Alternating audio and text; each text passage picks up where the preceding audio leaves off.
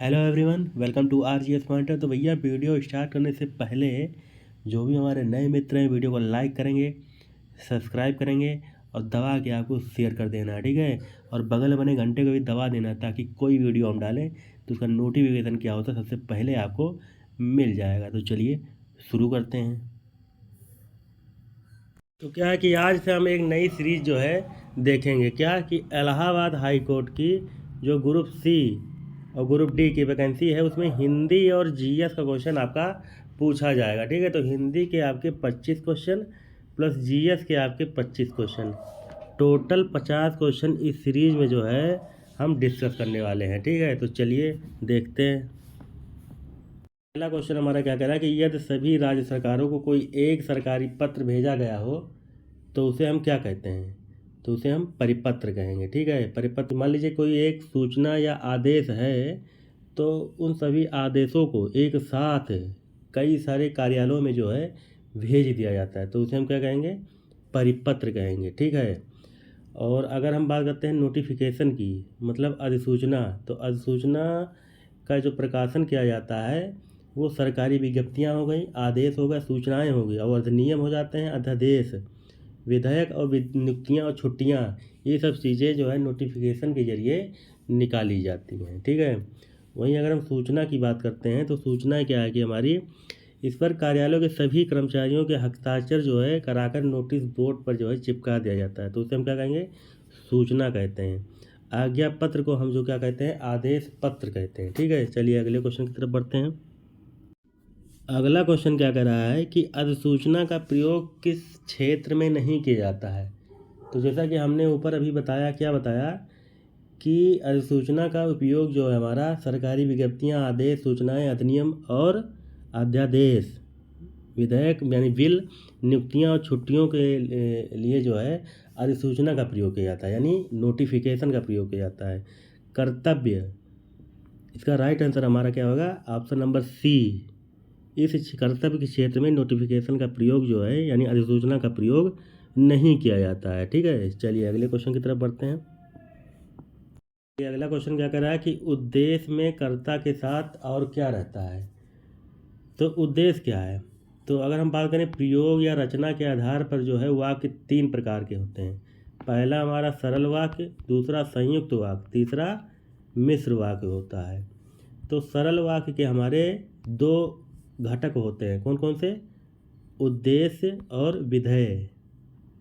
तो जो हमारा उद्देश्य होता है उसे क्या कहते हैं हम? जिसके द्वारा कुछ कहा जाता है या कुछ किया जाता है उसे हम उद्देश्य कहते हैं, ठीक है। जैसे कि अगर हम बात करें, अमन पुस्तक पढ़ता है, ठीक है। तो अमन पुस्तक क्या है? पढ़ता। तो अमन हमारा क्या होगा? कर्ता। तो कर्ता ही हमारा क्या होता है? उद्देश्य होता है। अब ये जो पुस्तक पढ़ता है ये क्या हो जाएगा हमारा?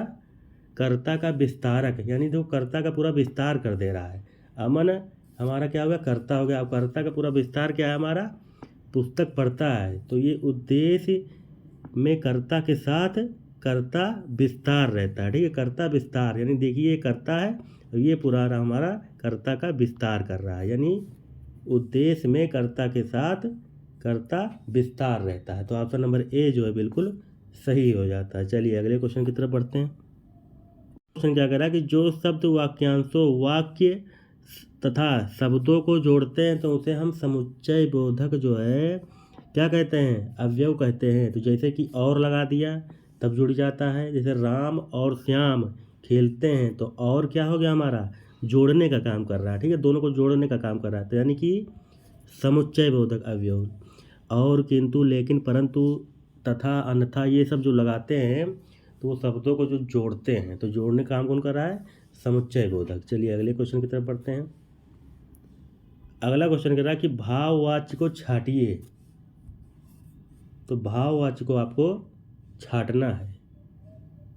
तोते से उड़ा नहीं जाता, तो ये हमारा क्या हो गया? भाववाच्य होगा, ठीक है। तो चलिए कभी फुर्सत में अच्छे से हम समझाएंगे कि वाच्य जो है पूरा 3 प्रकार के होते हैं तो उनको हम अच्छे से आगे डिस्कस करेंगे, ठीक है। चलिए अगले क्वेश्चन की तरफ बात करते हैं। 2 प्राणियों तथा वस्तुओं के बीच तुलना की जाती है तो क्रिया किस रूप में दिखाई पड़ती है? ठीक है। तो दो प्राणियों और वस्तुओं के बीच हम तुलना करते हैं तो क्रिया किस रूप में दिखाई पड़ती है? तो क्रिया जो है उत्तरावस्था में, ठीक है। जब कई सारे वस्तुओं के बीच में हम दो या दो से अधिक वस्तुओं के बीच में तुलना करते हैं तो उत्तमावस्था होता है, ठीक है। चलिए अगले क्वेश्चन की तरफ बढ़ते हैं। मुझे बताओ तो तुम्हारा जन्म कब और कहाँ हुआ था? तो ये क्या है? सरल वाक्य है, आश्रित वाक्य है, संयुक्त वाक्य या मिश्र वाक्य है? ठीक है। तो जैसे कि हमने बताया क्या है कि और लग गया, तो और क्या कर रहा है? हमारा जोड़ने का काम कर रहा है। तो इसका राइट आंसर हमारा क्या हो जाता है? संयुक्त वाक्य हो जाता है, ठीक है। चलिए अगले क्वेश्चन की तरफ बढ़ते हैं। करते हैं तो शुद्ध वाक्य आपको छांटना है। पहला ऑप्शन क्या कर रहा है? कई रेलवे कर्मचारियों की गिरफ्तारी हुई है। इस समय आपकी अवस्था 40 वर्ष की है। हम तो अवश्य ही जाएंगे। मैं हल करने की तलाश में हूँ। तो इसका राइट आंसर हमारा इस समय आपकी अवस्था जो है 40 वर्ष की, ये राइट हो जाता है, ठीक है। इसका शुद्ध रूप क्या होगा? तो कई जो है भैया ना पहले नहीं लगेगा, ठीक है। तो रेलवे के कई कर्मचारियों की गिरफ्तारी हुई, रेलवे के कई कर्मचारियों की गिरफ्तारी हुई, ये होगा शुद्ध रूप। हम तो अवश्य ही जाएंगे, इसका शुद्ध रूप हो जाएगा हम अवश्य जाएंगे, हम अवश्य जाएंगे। अगला क्या कह रहा है कि मैं हल करने की तलाश में हूँ। इसका शुद्ध रूप क्या हो जाता है कि मैं जो है हल करने के अभ्यास में हूँ। क्या होगा? मैं हल करने के अभ्यास में हूँ। यहाँ पे क्या होगा? अभ्यास में हूँ। चलिए अगले क्वेश्चन की तरफ पढ़ते हैं। अगला क्या कह रहा है कि सर्प, मेढक, सिंह, घोड़ा, वानर, हाथी आदि को समझाने वाला शब्द क्या है? ठीक है। तो कुल मिला के आपको अनेक अर्थी शब्द पूछ रहा है। तो ये सब हरि के क्या हैं? अनेकार्थी शब्द हैं, ठीक है। चलिए अगले क्वेश्चन की तरफ बढ़ते हैं। अगला क्वेश्चन क्या कह रहा है कि कौन सी प्राचीन भाषा नहीं है? तो प्राचीन भाषा हमारी वो क्या है? पंजाबी नहीं है, सॉरी, पंजाबी जो है हमारी प्राचीन भाषा नहीं है। तो प्राचीन भाषा हमारी कौन कौन सी हैं? संस्कृत हो जाता है, पाली हो जाता है, प्राकृत हो जाता है, अपभ्रंश हो जाता है और पुरानी हिंदी, ठीक है। पुरानी हिंदी लास्ट में आती है, ठीक है। तो इसका सही क्रम पूछ लेता है ना भैया। तो पहले संस्कृत आएगा, उसके बाद पाली आएगा, फिर उसके बाद हमारा प्राकृत आएगा, फिर उसके बाद हमारा अपभ्रंश आएगा, कहीं कहीं क्या आ जाता है? पुरानी हिंदी आएगी लास्ट में, ठीक है। तो ये हमारा इसका राइट आंसर हमारा पंजाबी हो जाएगा। अगले क्वेश्चन की तरफ बढ़ते हैं। अनिश्चयवाचक सर्वनाम का अपादान कारक में बहुवचन रूप क्या होगा? अनिश्चयवाचक सर्वनाम का अपादान कारक में बहुवचन रूप क्या होगा? तो अनिश्चयवाचक सर्वनाम का अपादान कारक बहुवचन रूप किन्हीं से। ऑप्शन नंबर सी जो बिल्कुल सही होता है। अगला क्वेश्चन क्या करा? 12वां, पुल्लिंगवाचक शब्द आपको छांटना है। कैमरा, प्लेट, पायल, तलवार। तो पुल्लिंग हमारा क्या है? कैमरा है। क्या है? कैमरा। जबकि हम पायल, तलवार, प्लेट की बात करते हैं तो ये हमारा स्त्रीलिंग शब्द के अंतर्गत आते हैं, ठीक है। चलिए अगले क्वेश्चन की तरफ बढ़ते हैं। पाहुना का पर्यायवाची आपको बताना, ठीक है। तो पाहुना का पर्यायवाची हमारा क्या हो जाएगा? पाहुना का पर्यायवाची ऑप्शन नंबर सी जो है बिल्कुल क्या होता है? सही होता है, ठीक है। मेहमान हो जाता है और भी बहुत सारे होते हैं। अगर हम कृषक के पर्यायवाची कौन कौन से होते हैं? हलधर हो जाएगा, खेतिहर हो जाता है, अन्नदाता हो जाता है, किसान हो जाता है, भूमिपुत्र हो जाता है, ठीक है। जबकि अगर हम जम्बुक की बात करते हैं पर्यायवाची, श्रृंगाल हो जाता है। किसका? श्रृंगाल हो जाएगा, सियार हो जाएगा, गीदड़ हो जाता है। किसका? जम्बुक का, ठीक है। वही हम आदित्य की बात करते हैं तो आदित्य मतलब क्या आता है? सूर्य, दिनकर, रवि, भास्कर, दिनेश। तो इसका राइट आंसर हमारा क्या होगा? ऑप्शन नंबर सी जो है बिल्कुल सही हो जाता है। चलिए अगले क्वेश्चन की तरफ बढ़ते हैं। इनमें से किसमें जो है निर उपसर्ग का प्रयोग नहीं किया गया है? तो निर उपसर्ग का प्रयोग किसमें नहीं हुआ है? निह शेष ऑप्शन नंबर ए में जो है नहीं हुआ है, ठीक है। इसमें क्या हुआ है? निस लगा है, निस उपसर्ग, निस प्लस क्या हो जाता है? शेष हो जाता है। तो निस उपसर्ग का प्रयोग इसमें हुआ है। चलिए अगले क्वेश्चन की तरफ बढ़ते हैं। क्या आपको छांटना है? तो शुद्ध कौन सा होगा? शुद्ध हमारा वह बिल्कुल बात करना नहीं चाहती थी। तो ये वाला शुद्ध हो जाएगा। ठीक है, तो वह बिल्कुल बात करना नहीं चाहती थी, तो ये शुद्ध हो जाएगा। अगर हम इसके शुद्ध रूप की बात करते हैं तो इसका शुद्ध रूप क्या हो जाएगा, मुझसे यह काम संभव नहीं हो सकता है। तो इसका शुद्ध रूप होगा कि मुझसे यह काम संभव क्या है, संभव नहीं लगेगा, तो मुझसे यह काम नहीं हो सकता, ये हो जाएगा, मुझसे यह काम नहीं हो सकता है। मैं आपकी भक्ति करता हूँ, तो इसका शुद्ध रूप हमारा होगा जो है, मैं आपके प्रति भक्ति का भाव रखता हूँ, ये होगा, मैं आपके प्रति भक्ति का भाव रखता हूँ। और लास्ट ऑप्शन क्या कह रहा है कि बाघ और बकरी जो है क्या है, सॉरी, बाघ और बकरी जो है एक घाट का पानी पीती हैं, तो पीती नहीं, बाघ और बकरी एक घाट का पानी पीते हैं, ये हो जाएगा। चलिए अगले क्वेश्चन की तरफ बढ़ते हैं। समीप छोटा गौड़ के अर्थ में कौन सा उपसर्ग आता है, तो उप आ जाएगा। तो उप का अर्थ क्या होता है, समीप छोटा गौड़। ठीक है, उप का अर्थ क्या होता है, समीप छोटा और गौड़। चलिए अगले क्वेश्चन की तरफ बढ़ते हैं। कुंदन का आपको पर्यायवाची शब्द बताना है, तो कुंदन का पर्यायवाची हमारा हेम हो जाता है। ठीक है, तो कुंदन के और कौन से अन्य पर्यायवाची होते हैं, सोना हो जाता है। ठीक है, सोना हो गया, स्वर्ण हो गया, कंचन हो गया, कनक हो गया। ठीक है, ये सब हो जाते हैं किसके, कुंदन के पर्यायवाची। ठीक है, तो इसका राइट आंसर हमारा ऑप्शन नंबर ए जो है बिल्कुल सही होता है। अगले क्वेश्चन की तरफ बढ़ते हैं। कौन सा शब्द जो है अधिकरण तत्पुरुष समास का नहीं है, तो कौन सा उदाहरण इसमें जो है अधिकरण तत्पुरुष का समास नहीं है, तो उसमें धर्मभ्रष्ट। तो क्या होगा हमारा, इसका जब विग्रह करेंगे तो धर्म से भ्रष्ट आता है, तो से आएगा, तो से हमारा किस में आता है, तो से हमारा अपादान तत्पुरुष समास में आता है। अपादान तत्पुरुष में, अधिकरण में हमारा में आता है, तो में का प्रयोग होगा हमारा पुरुषों में उत्तम, पुरुषोत्तम हो गया, में आया, तो यानी अधिकरण तत्पुरुष समास है।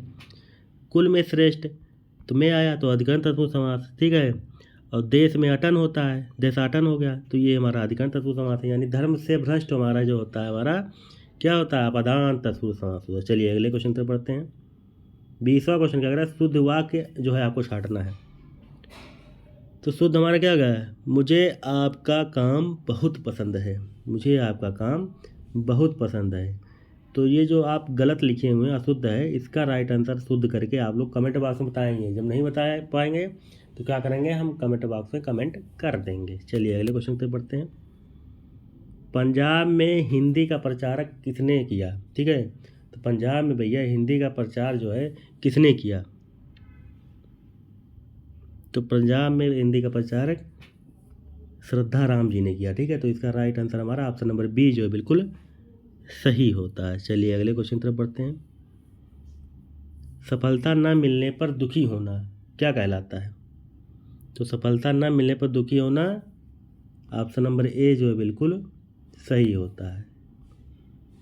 धूसर का पर्यायवाची आपको बताना है, तो धूसर का पर्यायवाची क्या हो जाता है, बेसर हो जाता है। इसके अन्य पर्यायवाची की अगर हम बात करें तो गधा, गधा हो जाता है। ठीक है, खर हो जाता है, और क्या हो जाता है, बैसाख नंदन हो जाता है। ठीक है, अगर हम वहीं बात करते हैं खनक, खनक के पर्यायवाची कौन कौन से हैं, तो खनक का पर्यायवाची हमारा हो जाएगा तस्कर हो जाता है, रजनीचर हो जाता है, साहसिक हो जाता है, कुंभिल हो जाता है। ठीक है, चलिए अगले क्वेश्चन की तरफ बात करते हैं।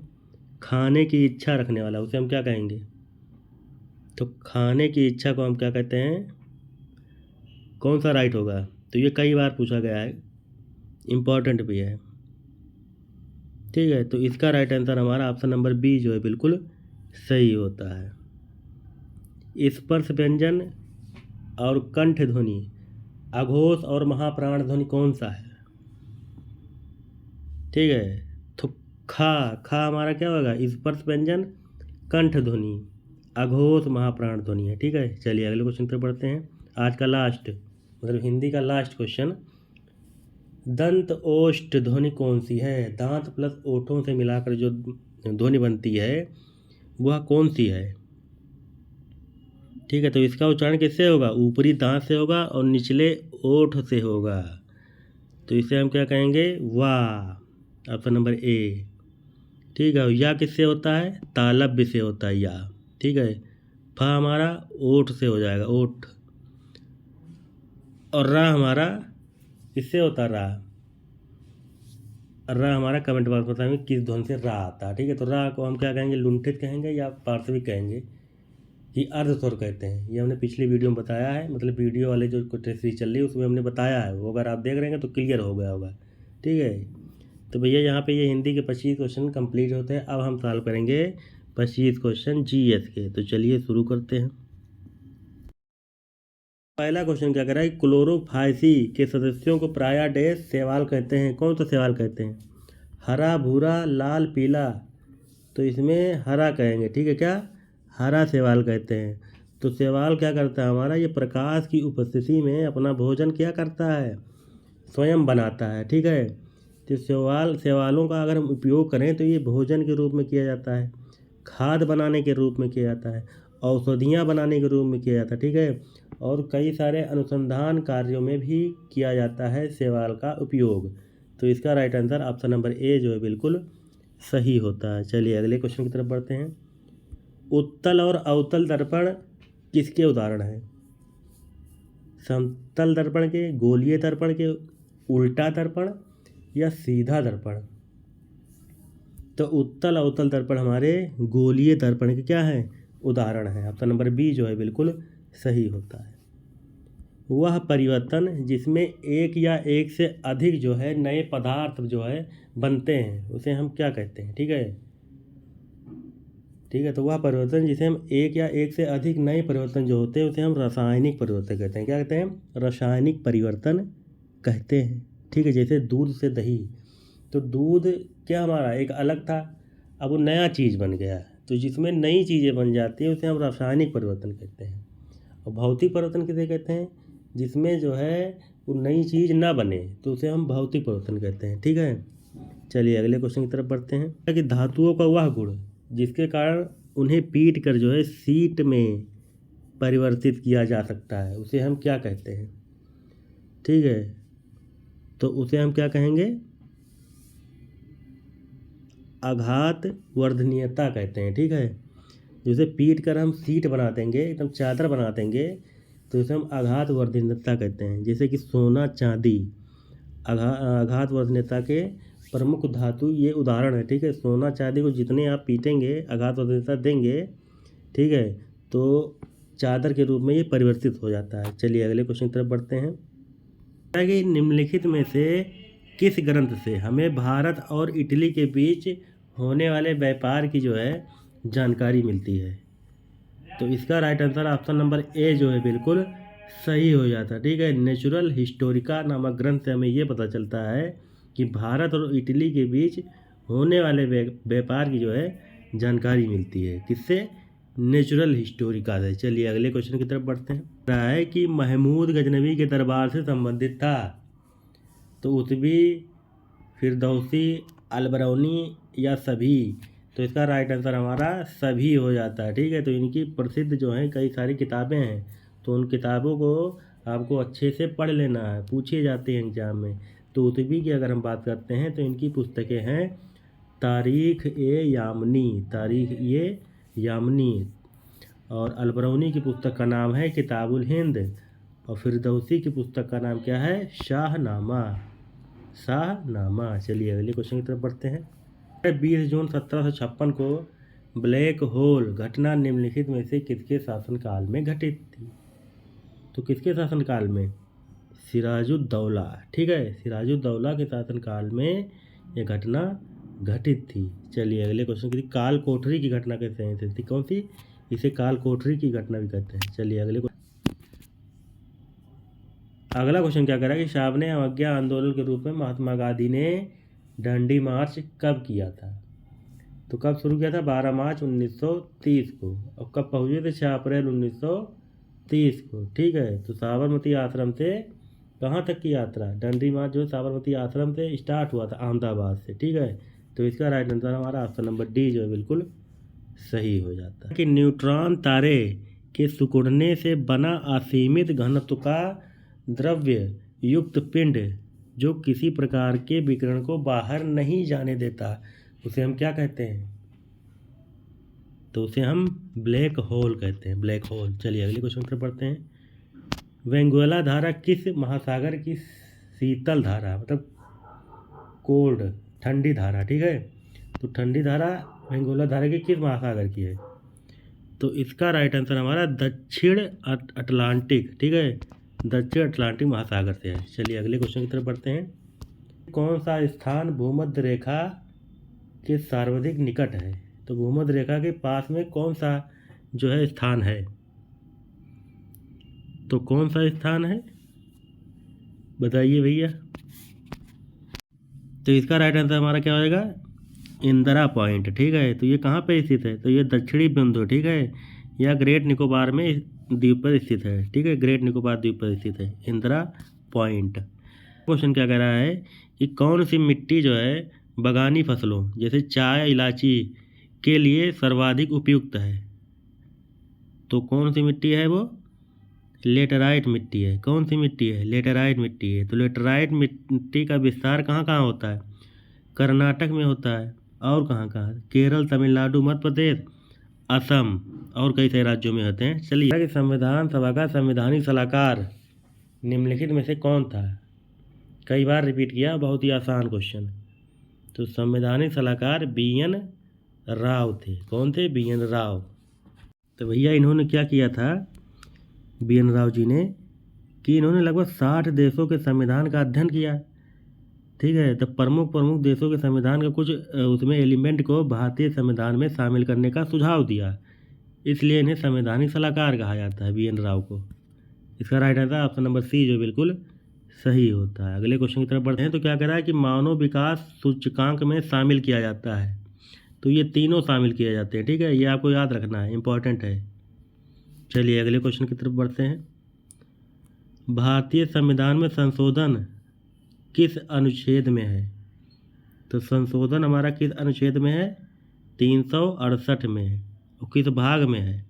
तो भाग 20 में है, ठीक है, भाग 20।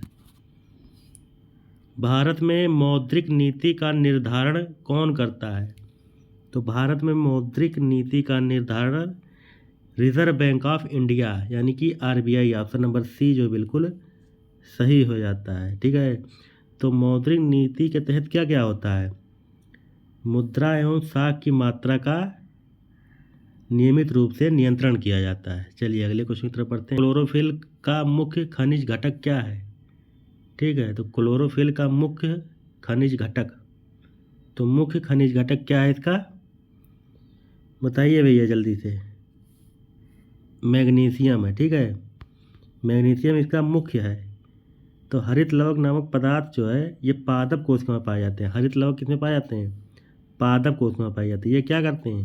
ये प्रकाश संश्लेषण में भाग लेते हैं, ठीक है। अब पत्ती का हरा रंग प्रदान करते हैं। किसके कारण होता है पत्ती का हरा रंग? क्लोरोफिल के कारण। चलिए अगले क्वेश्चन की तरफ बढ़ते हैं। महावीर स्वामी का प्रथम शिष्य कौन था? तो महावीर स्वामी का प्रथम शिष्य जो है कौन था? जामाली। कौन था? जामाली।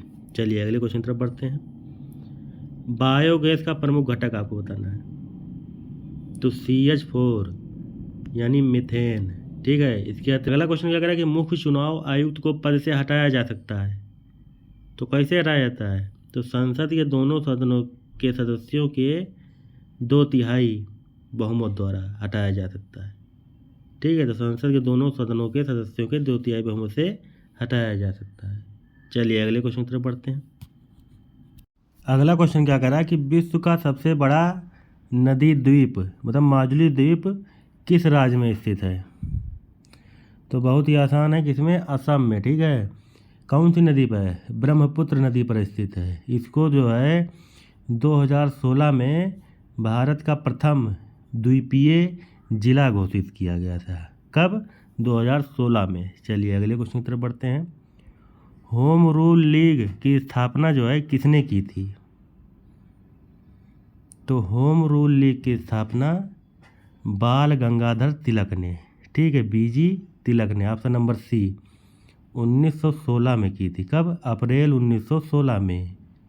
इसका कार्य क्षेत्र कहाँ कहाँ था?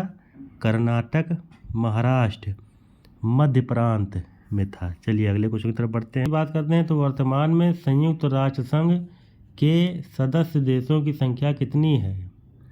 तो UNO के सदस्य देशों की संख्या 193 है, ठीक है, 193 है।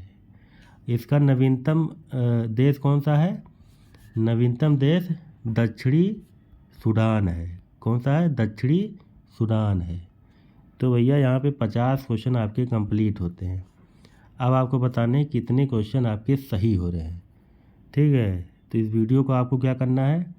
लाइक करना है, सब्सक्राइब करना है, दबा के आपको शेयर करना है। चलिए अगले वीडियो मिलते हैं, यानी अगले पार्ट में मिलते हैं। तब तक के लिए जय हिंद, जय भारत, नमस्कार।